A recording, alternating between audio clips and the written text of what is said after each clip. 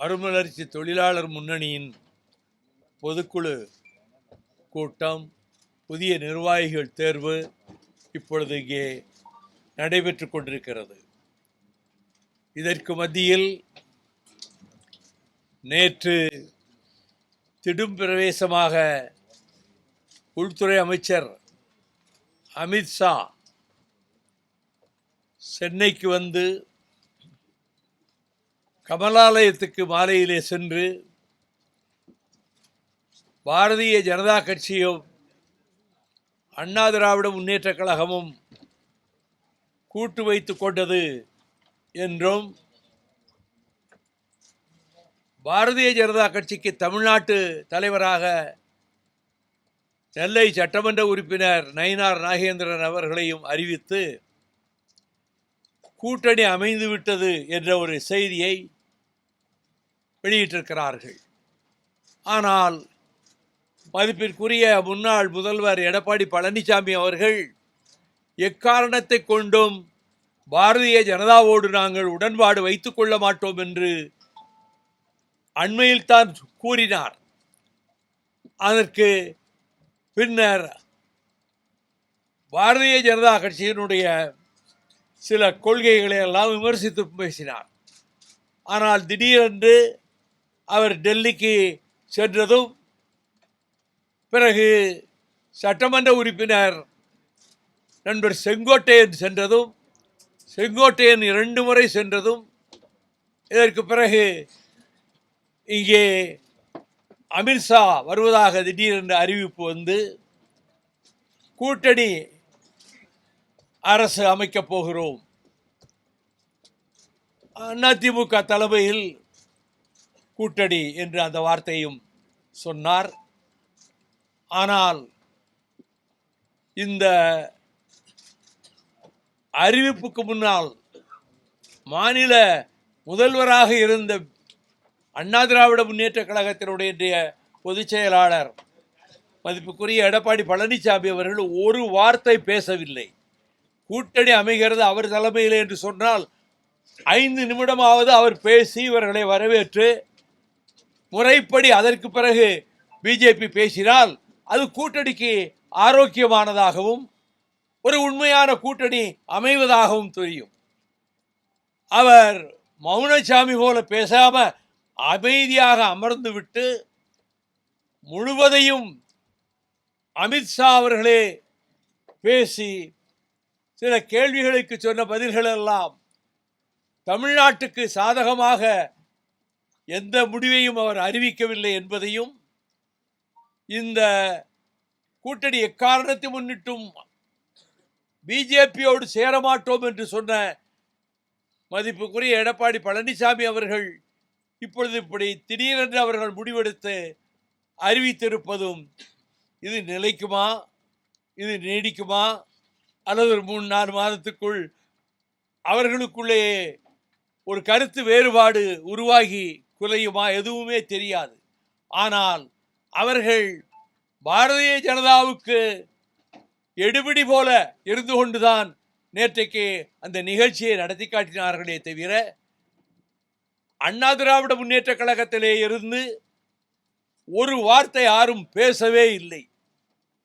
ஆகவே இந்த கூட்டணியை பொறுத்தமட்டில் அவர்கள் கூட்டணி நீடித்தாலும் சரி, நீடிக்காவிட்டாலும் சரி, அல்லது யாராவது 1-2 கட்சிகளை இனியும் புதிதாக சேர்த்து கொண்டு அவர்கள் கூட்டணி நாங்கள் பெரிய பலமான கூட்டணி என்று சொன்னாலும், திராவிட முன்னேற்ற கழகத்தின் தலைமையிலே இருக்கக்கூடிய நம்முடைய கூட்டணி மிகப்பெரிய வெற்றியை பெறும். 234 தொகுதிகளிலும் வெற்றி என்ற இலக்கை முன்வைத்து தமிழகத்தினுடைய முதலமைச்சரும் நம்முடைய கூட்டணியினுடைய தலைவருமான, இந்தியா கூட்டணியிலேயே முக்கிய அங்கம் வகிக்கின்ற தமிழகத்தினுடைய முதலமைச்சர் ஆருயிர் சகோதரர் மாண்புமிகு தளபதி மு.க. ஸ்டாலின் தலைமையில் வரப்போகிற சட்டமன்ற தேர்தலில் அனைத்து தொகுதிகளிலும் வெற்றி பெறுவதற்கு மறுமலர்ச்சி திராவிட முன்னேற்ற கழகம் சொன்ன வாக்கை நிறைவேற்றுகிற வகையிலே டாக்டர் கலைஞரிடத்திலே சொன்னது போல கடைசி வரை நான் தம்பிக்கு பக்கபலமாக இருப்பேன், இயக்கத்துக்கு திராவிட முன்னேற்ற கழகத்துக்கு அரணாக இருப்பேன் என்று அவரிடம் நான் கூறியதும் அவரின் கைகளை பற்றி கொண்டதையும் நான் பல கூட்டங்களிலே பேசினேன். உண்மையிலே இவர் அப்படி டாக்டர் கலைஞரிடம் வைகோ பேசியிருப்பாரா, அல்லது நம்மை திருப்திப்படுத்துவதற்காக அரசியல் அரங்கத்திலே புதிதாக கற்பனையாக சொல்கிறாரா என்ற கேள்வியை கூட சிலர் எழுப்பிக் கொண்டிருக்கக்கூடும். ஆனால் இயக்கத்திலே இருந்து பாடுபட்டு பிறகு சில சூழ்நிலைகளிலே இயக்கத்தை விட்டு விலகி திராவிட முன்னேற்ற கழகத்திலே சேர்ந்த ஒரு எனது உயிர் சகோதரர் ஒருவருடைய துணைவியார் அவர்கள் உடல்நிலை மிக மோசமாகி அவர் கடைசி கட்டத்துக்கு வந்து விட்டார் என்ற செய்தி கேள்விப்பட்டு நான் அங்கே போயிருந்த போதுதான் அந்த வீட்டில் ஒரு புகைப்படத்தை பார்த்து நான் திகைப்படைந்து விட்டேன். கலைஞர் அவருடைய கரம் என்னுடைய கரத்தை பற்றி கொண்டிருக்கிறது. எனக்கு பக்கத்திலே மாண்புமிகு முதலமைச்சர் தளபதி ஸ்டாலின் அவர்கள் நிற்கிறார்கள். இதை நான் நூற்றுக்கணக்கான கூட்டங்களிலே பேசினேன். இவர் இப்படி சொன்னாருங்கிறதுக்கு பேசினாருங்கிறதுக்கு என்ன ஆதாரம் என்று கூட யாரும் கேட்கலாம். அவர் கையை பற்றி கொண்டார். நான் உங்களுக்கு பக்கபலமாக இருந்தது போல தம்பிக்கு கடைசி வரை பக்கபலமாக இருப்பேன் என்று சொன்னதை நிரூபிக்கின்ற வகையிலே அந்த புகைப்படம் இருக்கிறது. 2 நாட்களுக்குள் நம்முடைய அலுவலகத்திலேயே அந்த புகைப்படத்தை கொண்டு வந்து வைக்கப் போகிறேன். என்றால் கடைசி சந்திப்பு, அதில் என்ன நடந்ததுன்னு நான் பேசியிருக்கிறேன். அதுக்கு சாட்சியமாக இந்த புகைப்படம் அமைந்திருக்கிறது. ஆகவே நாம் எடுத்த முடிவிலே உறுதியாக இருக்கிறோம். எந்த விதமான சலனமோ சஞ்சலனமோ சபலமோ எதுவுமே இல்லை. நாம் ஆளுகிற அரசுக்கு மாறாக ஒரு கருத்தையும் நம்மவர்களில் யாரும் எந்த மேடையிலும் பேசுவதில்லை. நாம் அதுபோல எந்த ஆர்ப்பாட்டமும் நடத்தவில்லை. சொன்ன விதத்திலேயே.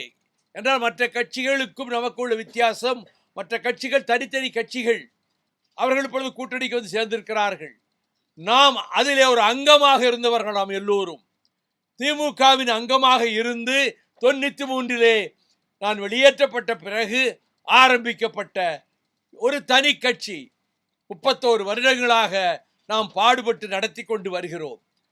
அந்த கட்சி கூட்டணி வைத்திருப்பதற்கும் மற்ற கட்சிகள் கூட்டணியிலே இருப்பதற்கும் பெருத்த வேறுபாடு இருக்கிறது என்பதனாலே நாம் சொல்லுகிற ஒவ்வொரு வார்த்தையும் ஒவ்வொரு சொல்லும் அதற்கு 100 விதமான அர்த்தங்களை கற்பிக்க பலர் தயாராக இருக்கிற காரணத்தால் நாம் மிகுந்த எச்சரிக்கையோடு இந்த கூட்டணியை வெற்றிகரமாக கூட்டணியிலே நம்முடைய பங்கை செலுத்த வேண்டும் என்று முடிவு செய்திருக்கிறோம்.